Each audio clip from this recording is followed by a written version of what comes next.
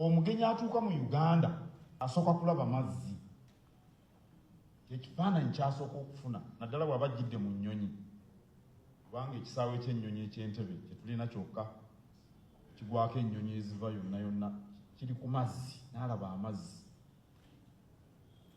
Naye ne bw'oba ng'otambuza mmotoka, singa ogenda mu mambuka, okusala ekuva eno okugenda mu mambuka waliwo olutindo lwe bayita olwawa Kaluma, n'olaba amazzi. Bw'otuuka yonna n'olaba entobazi bulijjo z'amaaso. Olumu nagenda okukima munnamawulire Entebbe, yali ava mu America, ABC News, munnamawulire. Omanyi ebulaayi eyo nawa bwe baba boogera ku Africa balaga obwana tebulina mmere biki enfuufu. Ye kye yasooka okwewuunya kwe kulaba ensi yonna yonna yonna nga ya kiragala.